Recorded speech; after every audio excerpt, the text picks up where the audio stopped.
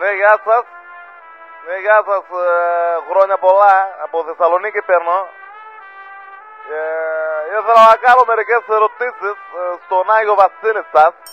Σε αυτό το πετούμενο Άγιο άτομο με τα δώρα.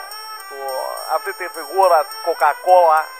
Το κοκκινόλευκο πράγμα που πετάει και μοιράζει τεμέκ χαρά στα παιδιά. Θέλω να το κάνω σαν μικρό παιδί και σαν μεγάλο μια σοβαρή ερώτηση. Άγιε Βασίλη, γιατί δεν παίρνει ο ΠΑΟΚ πρωτάθλημα? Το ξέρεις ότι έχω να πάρω πρωτάθλημα 21 χρόνια? Το ξέρεις ότι και εγώ νηστεύω και εγώ κάνω το σταυρό μου και εγώ πάω εκκλησία και δεν βλέπω πρωτάθλημα? Το ξέρεις ότι ο Γάβρος έχει πάρει 7 πρωταθλήματα σερί? Ερυθρόλευκε Άγιε Βασίλη, ή μήπως είναι τυχαίο? Ή μήπως έτσι έγινε τάχα?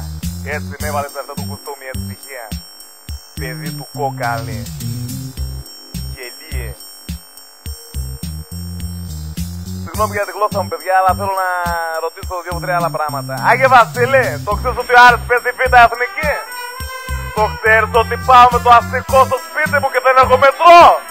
Το ξέρεις ότι μετρώ έτσι μισική συγκίνηση γιατί δεν έχω ποδαλάσια?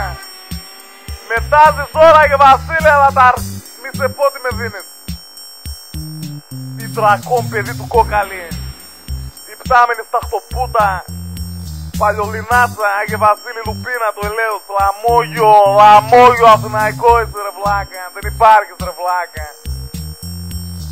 Ένα όνειρο, ένα ψέμα είσαι.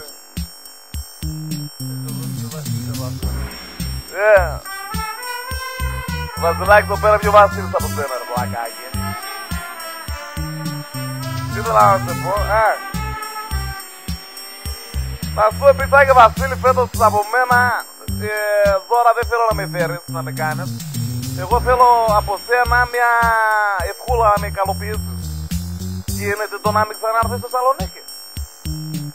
Γίνεται σε παρακαλώ να πάρεις αυτό το άλογο που κουβαλάς, που το λες τάραντο, και το έλκυθρό σου και να πας για σκι στο Παρνασσό με τα πλουσιόπεδα της Αθηναίους, με τα βόρεια προάστια, με το μετρό και το τραμ, να πας εκεί να κάνεις Χριστούγεννα, μαλάκα, γελίο άτομο, πουλημένε. Δεν το θέλουμε τώρα, έχουμε Άγιο Δημήτριο εδώ πέρα ρε. Φύγε ρε. Συγγνώμη παιδιά, αυτά έκανα να πω για τον Άγιο Βασίλη.